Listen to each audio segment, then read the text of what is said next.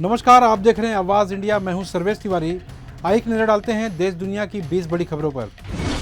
कांग्रेस अध्यक्ष मल्लिकार्जुन खड़गे ने सीडीएस जनरल अनिल चौहान के बयान पर प्रतिक्रिया देते हुए कहा है कि मोदी सरकार ने देश को गुमराह किया है और संसद का विशेष सत्र तुरंत बुलाया जाना चाहिए। उन्होंने ये भी कहा है कि संघर्ष का कोहरा छट रहा है और महत्वपूर्ण प्रश्न पूछे जाने की आवश्यकता है।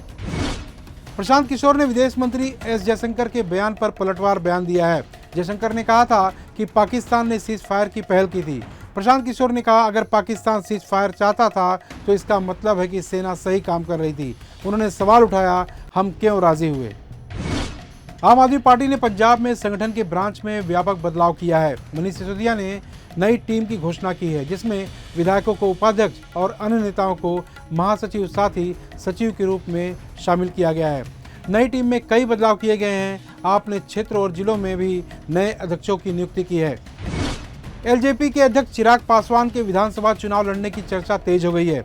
चिराग के जीजा अरुण भारती ने कहा है कि पार्टी कार्यकारिणी ने सर्वसम्मति से प्रस्ताव पास किया है कि चिराग आगामी विधानसभा चुनाव लड़ें।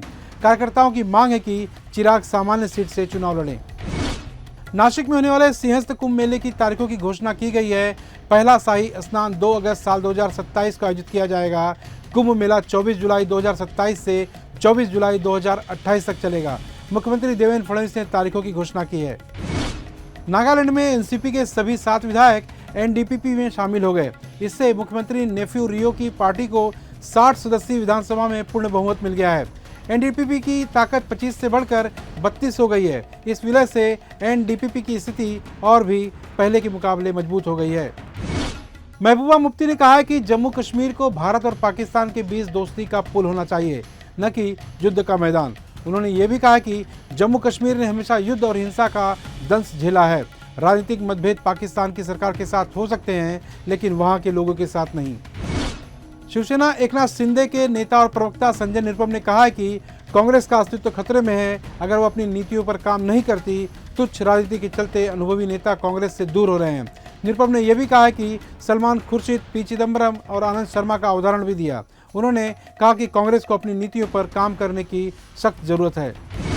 पश्चिम बंगाल की विधानसभा में नेता प्रतिपक्ष और बीजेपी नेता शुभेंदु अधिकारी ने इन्फ्लुएंसर शर्मिष्ठा पनोली को लेकर कहा है कि कार्रवाई सिर्फ सनातनियों पर ही होती है। उन्होंने ये भी कहा कि यहाँ हिंदुओं को गाली देने का लाइसेंस है। टीएमसी की सांसद महुआ मोइत्रा ने मां काली को गाली दी थी, लेकिन उन पर कोई कार्रवाई नहीं हुई थी। गौतम अडानी ने कहा है कि अडानी समूह कभी भी जांच से पीछे नहीं हटा। कठिन परिस्थितियों में भी समूह ने खुद को संतुलित किया है और मजबूत बनाया है। अडानी ने कहा है कि जांच के बाद समूह पहले से अधिक मजबूत हो गया है। अडानी समूह ने हाल ही में कई बड़े अधिग्रहण किए हैं। रक्षा मंत्रालय ने ऑपरेशन सिंदूर पर निबंध प्रतियोगिता की घोषणा की है। यह प्रतियोगिता 1 जून से 30 जून तक आयोजित की जाएगी।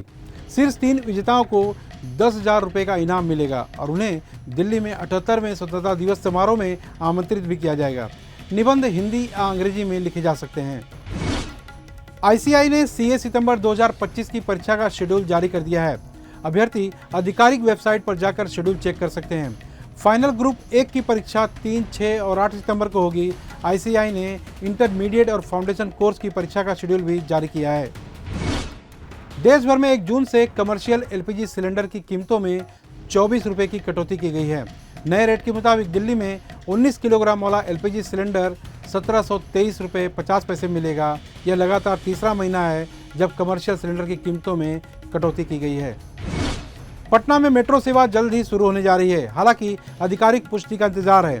नगर विकास मंत्री जीवेश कुमार के मुताबिक 15 अगस्त से मेट्रो का परिचालन शुरू हो जाएगा। प्राथमिक कॉरिडोर मेट्रो सेवा आईएसबीटी से मलाही पकड़ी तक होगी और शुरुआत में मेट्रो 4 स्टेशनों पर रुकेगी। बांग्लादेश में पूर्व प्रधानमंत्री शेख हसीना पर छात्र आंदोलन के दौरान हिंसक दमन अभियान चलाने का आरोप है। अभियोजन पक्ष ने इसे नरसंहार बताया है। मामले में 81 लोगों को गवाह बनाया गया है। शेख हसीना को इस मामले में मौत की सजा भी हो सकती है। अमेरिकी राष्ट्रपति डोनाल्ड ट्रंप ने नासा प्रमुख पद के लिए जेरेड इसाक मैन का नाम वापस ले लिया है। ट्रंप ने कहा कि इसाक मैन के पूर्व संबंधों की गहन समीक्षा के बाद यह फैसला लिया गया है। ट्रंप जल्द ही नए उम्मीदवार का नाम घोषित करेंगे। 1 जून 2025 को सोने और चांदी की कीमतों में कोई बड़ा बदलाव नहीं आया है। 24 कैरेट सोने का भाव 97,460 रुपये पर ट्रेंड कर रहा था, तो वहीं 22 कैरेट सोने का रेट 89,350 पर है। 1 किलो चांदी का रेट 99,900 रुपये पर चल रहा है। अभिनेता धनुष और उनकी पूर्व पत्नी ऐश्वर्या बेटे यात्रा की ग्रेजुएशन सेरेमनी में शामिल हुए। धनुष ने सोशल मीडिया पर तस्वीरें शेयर की हैं। तस्वीरों में दोनों बेटों को गले लगाते हुए नजर आ रहे हैं। धनुष ने कैप्शन में लिखा, गौरवान्वित माता पिता। अभिनेत्री भाग्यश्री ने अपनी आवाज में दिल दीवाना गाना गाया। उन्होंने सोशल मीडिया पर वीडियो शेयर किया। यूजर्स ने उनके गाने की तारीफ की है। एक यूजर्स ने लिखा, इतनी सुंदर आवाज को छिपाकर क्यों रखा है। डेविड वार्नर ने आईपीएल 2025 के विनर को लेकर बड़ी भविष्यवाणी की है। उन्होंने बताया कि उनके मुताबिक आरसीबी ट्रॉफी जीतेगी। वार्नर ने यह भी कहा कि फाइनल में Josh Hazlewood player of the match होंगे। आरसीबी ने क्वालीफायर 1 में पंजाब को हराकर फाइनल में जगह पक्की कर ली है। आवाज इंडिया में देश दुनिया की 20 बड़ी खबरों में फिलहाल इतना ही। जल्द होगी आपसे फिर मुलाकात। तब तक के लिए नमस्कार।